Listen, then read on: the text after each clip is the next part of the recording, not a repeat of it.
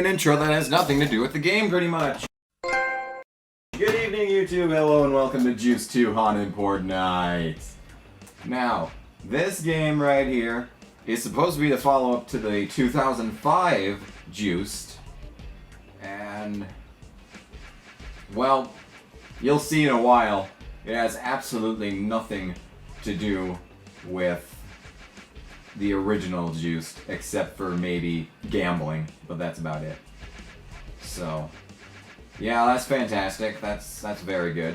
Great sequel.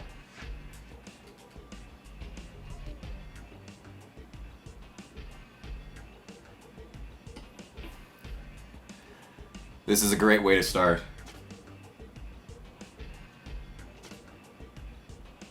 Really.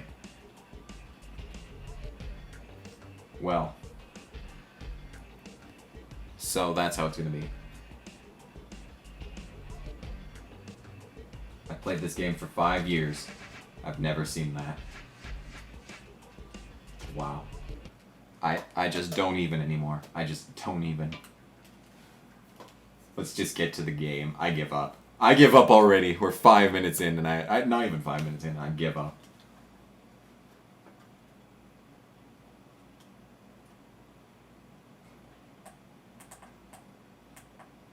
Oh, this is gonna be hard. Oh no. Welcome to the trap. You gotta take at least 3rd place. Let's go down to the grid and check out some of the competition. That's not. How about? At least it's pretty. But that's the HDMI working its magic, so. This is Tyrone. Or the storm. He's probably black, because his name is Tyrone. This DNA's cooking, so don't get burned. And this is Crystal. With This is Crystal. DNA that She probably does meth. Place a bet with her and break the ice. Go ahead, put your money down.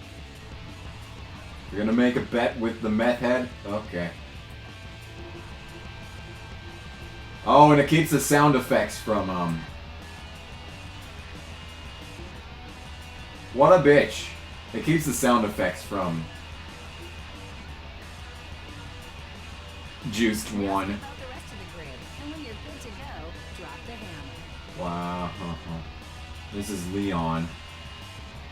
Tyrell. Stereotypical name number 1. Stereotypical name number 2. And stereotypical female name number 2. 3, 4, 5, 6, 7, 8, 9, 10. Let's race. Ugh! So, as you can see, this game exists. I don't remember. You saw in the intro that they were hitting each other, and if you ever played Juiced 1, you'd understand why that's very stupid and this should not be happening. Because in Juiced 1, there's a respect meter, and if you hit people on track, it goes down, even though Robin's racing. I personally think that that's a horrible, horrible, horrible, horrible mechanic, especially when respect is really difficult to come by, especially with best car and, hell, even, what's it called, the show-off lady, and especially Papa Z and the gambling bullshit. So that's definitely not the greatest of mechanics.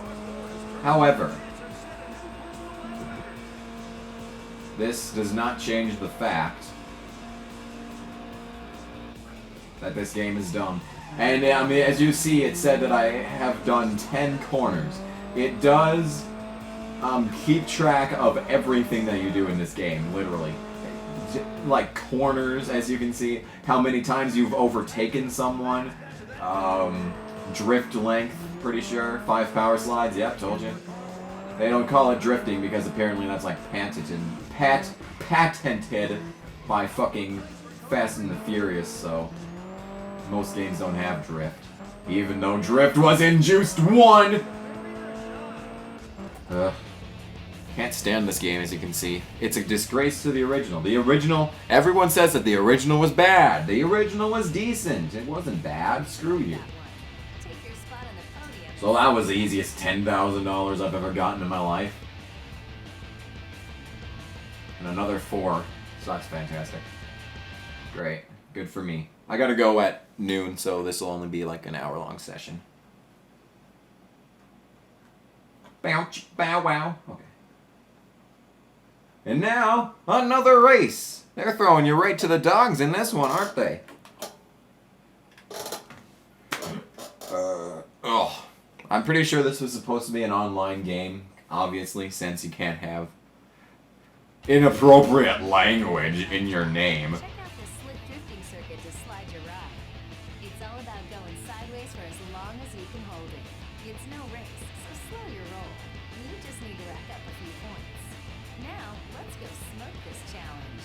Okay, number 1. Fuck this. Number 2. This was not in the original, and it probably replaced the drag race. Yeah, you remember the drag race in, That's a 3-second drift. That's a 3-second drift. Smooth. Smooth. You made your first set of drift points. Keep it up. So this is ripped directly out of, Need for Speed Carbon was... No, Need for Speed Underground was the first to do drifting, I think. The first that I played anyway, and that shit came out in, what, 2003? So, this is ripped straight from Need for Speed. There is nothing special to this, except for the challenges that you'll see in the future. In the future, you will see what I like to call bullshit stupidity. And, it's... One of the races is called, Endurance. And that requires you to keep a drift going into the hundreds of thousands of points. You know, the hundreds of thousands of points? You're ready to roll in the rookie. Like that. You have to get more than that, but in a single solitary drift. And as you see, if you hit a wall, you're fucked. So, that's fantastic. You can imagine how long that took me to do, since I'm the most erratic driver in history of racing games. Just take a look at my early flat-out stuff. So now we're gonna buy a car, and if I have to commend them for anything, it's the fact that they have a wide variety of vehicles in this game. It keeps the realistic way of doing things, as opposed to other games like Need for Speed Most Wanted. The original, where you can take a Volkswagen Golf or a Chevy Cobalt and race it against McLarens and win. Like even in Midnight Club 3, driving a Volkswagen Jetta and beating McLarens. So, yeah, I have to give them that much. So, yes, this is the car shop.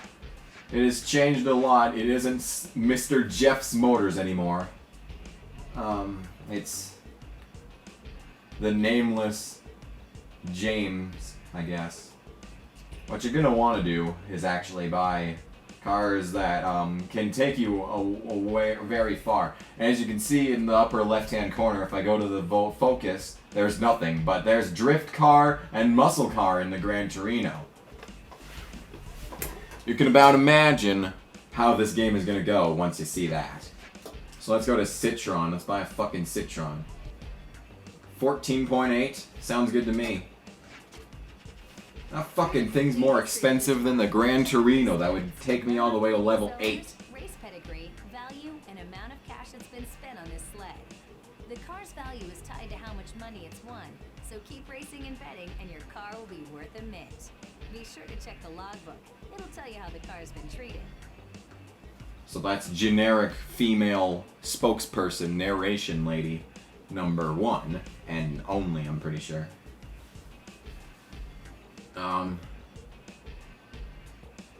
So the pair of titties on the upper left-hand corner there with a 5 next to them, I still don't know what that's for. I think it's like unique parts, but I'm not sure.